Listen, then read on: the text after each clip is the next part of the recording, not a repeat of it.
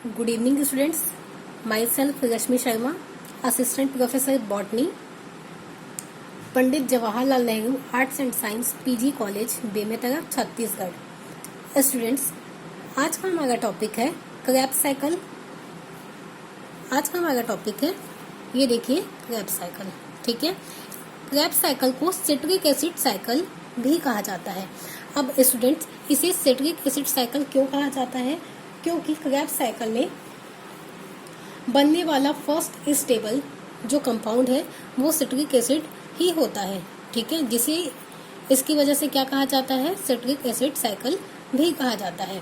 ठीक है, Krebs cycle या फिर इसे सिट्रिक एसिड साइकिल कहा जाता है क्योंकि क्रैब साइकिल में फर्स्ट बनने वाला स्टेबल कंपाउंड सिट्रिक एसिड ही है। ठीक है, अब स्टूडेंट्स, आपको ये पता होना चाहिए कि जो सिट्रिक एसिड साइकिल है या फिर क्रैब साइकिल है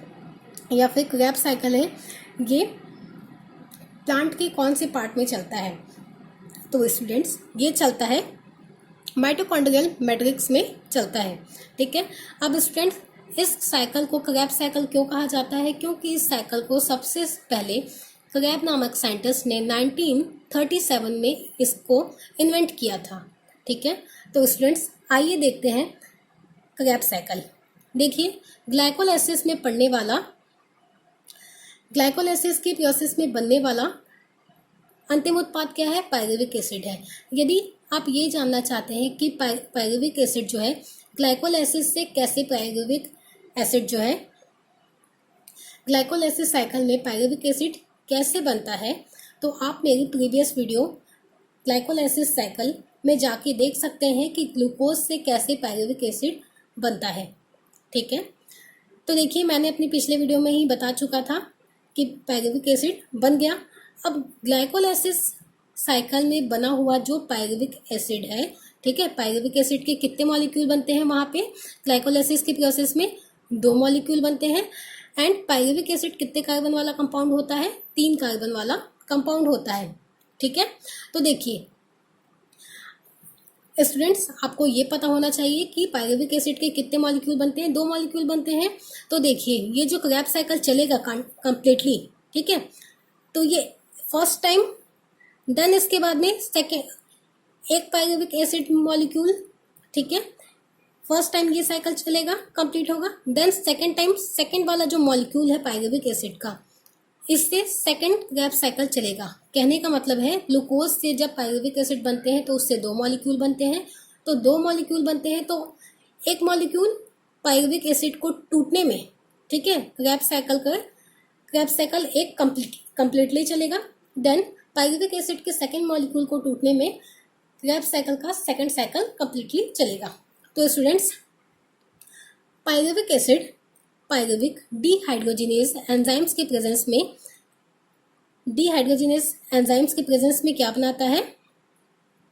एसिटिल कोएंजाइम ए बनाता है। क्या बनाता है? एसिटिल कोएंजाइम ए बनाता है। यहाँ पे NAD जो है, ठीक है, NAD किस में चेंज हो जाता है? NADH2 में चेंज हो जाता है। ठीक है, NAD2H या NADH2 में चेंज हो जाता है। प्लस हाफ ऑक्सीजन मॉलिक्यूल वो किस में चेंज हो जाता है? वाटर में चेंज हो जाता है। प्लस इसके साथ ही साथ इससे क्या निकलता है? एक मॉलिक्यूल कार्बन डाइऑक्साइड क्या हो जाता है? वापस निकल जाता है। तो पायरुविक एसिड से क्या बन जाता है? पायरुविक डिहाइड्रोजिनेज एंजाइम की प्रेजेंस में एसिटिल कोएंजाइम ए बन जाता है। अब एसिटिल कोएंजाइम ए जो है, कोएंजाइम ए के प्रेजेंस में क्या बनाता है? ऑक्सैलो एसिटिक एसिड बनाता है। पहले ये देखिए, पहले क्या बनेगा? ऑक्सैलो एसिटिक एसिड बनेगा। Then oxaloacetic acid, coenzyme A and acetyl coenzyme A, ये तीनों मिलके क्या बनाते हैं? First stable compound citric acid बनाते हैं। क्या बनाते हैं? First stable compound citric acid बनाते हैं। क्या क्या? Acetyl coenzyme A and oxaloacetic acid मिलके क्या बनाते हैं? Citric acid first stable compound बनाते हैं। अब देखिए, acetyl coenzyme A and oxaloacetic acid से सिट्रिक एसिड बनने में कौन सा एंजाइम काम करता है? Citrate synthetase enzyme. ठीक है, सिट्रेट सिंथेटेज एंजाइम काम करता है। तो देखिए, जब ये क्या बन जाता है? सिट्रिक एसिड बन जाता है, तो इसमें से एसिटाइल कोएंजाइम ए जो इसमें जुड़ा था अब कोएंजाइम ए क्या हो जाता है, वापस से निकल जाता है, ठीक है, निकल जाता है। प्लस इसके साथ ही साथ में वाटर मॉलिक्यूल इसमें क्या हो जाते हैं, ऐड हो जाते हैं। अब सिट्रिक एसिड जो है वो कितने कार्बन वाला कंपाउंड हो गया, 6 कार्बन वाला कंपाउंड होता है, ठीक है। Then citric acid aconitase enzyme के प्रेजेंस में, aconitase enzyme plus ferrous ion के प्रेजेंस में क्या बनाता है, सिस एकोनिटिक एसिड में चेंज हो जाता है। प्लस इसके साथ ही साथ स्टूडेंट्स आप यहाँ ध्यान देंगे, इस साइकिल के राइट साइड वाले में देखिए एक जगह वाटर का मॉलिक्यूल ऐड हुआ, एक जगह वाटर का मॉलिक्यूल क्या होता है, निकल जाता है, ठीक है। नेक्स्ट हम देखेंगे सिस एकोनाइट एसिड, ठीक है, जो कैसा होता है, 6 कार्बन वाला कंपाउंड है। ये वापस से एकोनिटेज एंजाइम के प्रेजेंस में क्या बनाता है, आइसोसिट्रिक एसिड बनाता है। क्या बनाता है, आइसोसिट्रिक एसिड बनाता है, ठीक है। अब यहाँ पे क्या होता है, जब सिस एकोनिटिक एसिड से आइसोसिट्रिक एसिड बनता है तो वाटर का मॉलिक्यूल इसमें ऐड हो जाता है, ठीक है।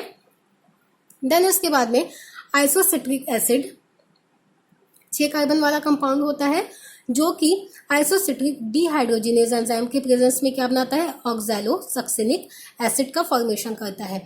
जब यह ऑक्सैलोसक्सिनिक एसिड का फॉर्मेशन करता है तब आइसोसिट्रिक एसिड से NAD जो है, NADPH2 में चेंज हो जाता है, जिसके साथ ही साथ हाफ मॉलिक्यूल ऑफ ऑक्सीजन से क्या बन जाता है, वाटर मॉलिक्यूल बन जाता है। एंड आइसोसिट्रिक डिहाइड्रोजिनेज के साथ में मैग्नीशियम आयन भी इसमें शामिल होते हैं। उसके बाद ऑक्सैलोसक्सिनिक एसिड जो कि 6 कार्बन वाला कंपाउंड है, यह magnesium ion and carboxylase enzyme, magnesium ion and carboxylase enzymes के प्रेजेंस में क्या बनाता है, अल्फा कीटोग्लूटारिक एसिड बनाता है। क्या बनाता है, अल्फा कीटोग्लूटारिक एसिड बनाता है। स्टूडेंट्स आपको ये ध्यान रखना पड़ेगा कि राइट साइड में बनने वाले देखिए जितने भी यहाँ पे मॉलिक्यूल्स बने हैं, ठीक है, जितने भी केमिकल यहाँ पे मॉलिक्यूल बने हुए हैं वो सभी कैसे होते हैं, देखिए 6 कार्बन वाले, 6 कार्बन 6 कार्बन 6 कार्बन। लेकिन क्रेब्स साइकिल में केवल एक ही ऐसा मॉलिक्यूल होता है, ठीक है, केवल एक ही ऐसा केमिकल कंपाउंड होता है जो कैसा होता है, 5 कार्बन वाला कंपाउंड होता है। आप यदि यहाँ पे ध्यान से देखेंगे तो केवल अल्फा कीटो ग्लूटारिक एसिड ही ऐसा होता है जो कैसा होता है, 5 कार्बन वाला कंपाउंड होता है, ठीक है। बाकी सभी कैसे होते हैं, 6 कार्बन वाले कंपाउंड है। जब हम लेफ्ट साइड देखेंगे तो लेफ्ट साइड वाले जितने भी मॉलिक्यूल्स होते हैं, ठीक है, टोटल जो 5 मॉलिक्यूल है वो सभी 4 कार्बन वाले कंपाउंड होते हैं, और यहाँ के टोटल जो 4 है वो सभी 6 कार्बन वाले कंपाउंड होते हैं। प्लस उसके साथ ही साथ स्टूडेंट्स देखिए सभी रिएक्शंस में एक बार वाटर मॉलिक्यूल ऐड होता है, सेकेंड टाइम निकल जाता है, फिर ऐड होता है, फिर बन के निकल जाता है, ठीक है। लेकिन लास्ट में ऑक्सैलोसक्सिनिक एसिड एंड कीटोग्लूटारिक एसिड, इस समय यहाँ पे क्या बनता है, कार्बन डाइऑक्साइड बाहर निकल जाता है। इसके बाद स्टूडेंट्स यहाँ देखेंगे हम अल्फा कीटोग्लूटारिक एसिड जो है कीटोग्लूटारिक डीकार्बोक्सिलेज एंजाइम्स के प्रेजेंस में यहाँ से भी क्या हो जाता है, half amount of oxygen molecule से क्या बन जाता है, वाटर मॉलिक्यूल बन जाता है। Plus ketoglutaric decarboxylase enzymes magnesium ion के प्रेजेंस में क्या बना लेता है, सक्सिनाइल एस कोएंजाइम ए बना लेता है, ठीक है, जिसकी वजह से NAD किस में चेंज हो जाता है, NADH2H में चेंज हो जाता है।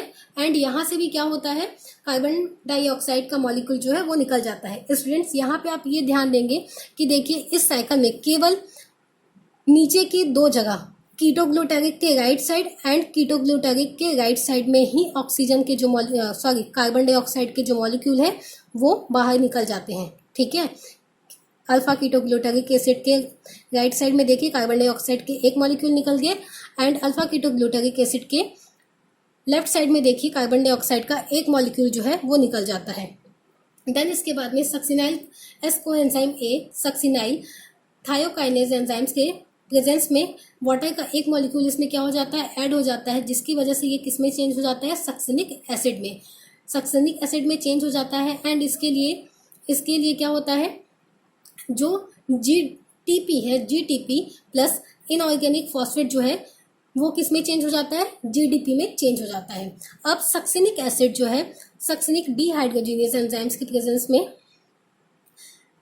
फ्यूमेरिक एसिड का फॉर्मेशन करता है, जिसके साथ ही साथ एफएडी किस में चेंज हो जाता है, FADH2 में चेंज हो जाता है एंड हाफ ऑक्सीजन मॉलिक्यूल क्या बना लेता है, वाटर मॉलिक्यूल का फॉर्मेशन कर लेता है। अब फ्यूमेरिक एसिड जो है फ्यूमेरेज एंजाइम्स के प्रेजेंस में इसमें वाटर का मॉलिक्यूल ऐड होता है, जिससे ये क्या बनता है, मैलिक एसिड का फॉर्मेशन होता है।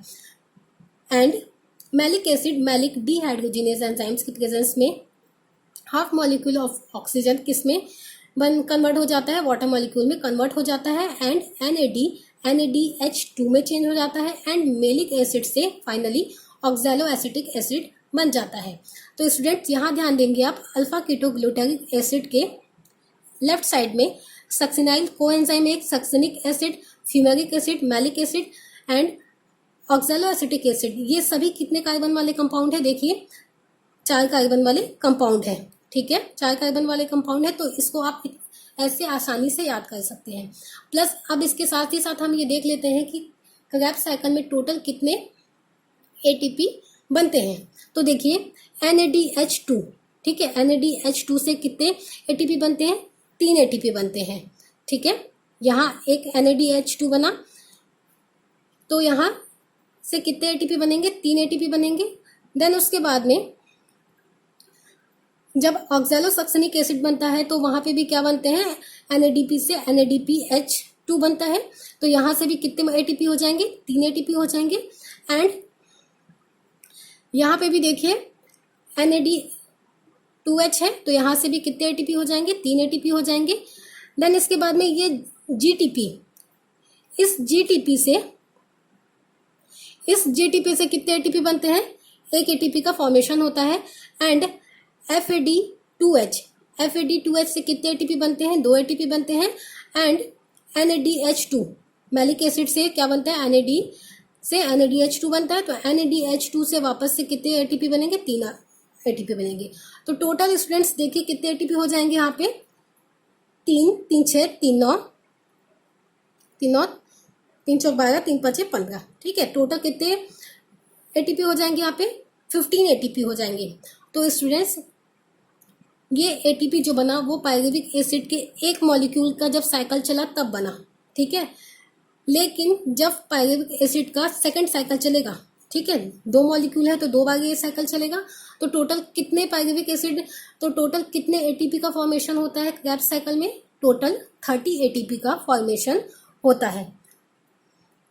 ठीक है, तो स्टूडेंट्स क्रेब्स साइकिल यहाँ पे कंप्लीट होता है। आई होप सो आप लोगों को ये वीडियो पसंद आएगा। Please like, share and comments.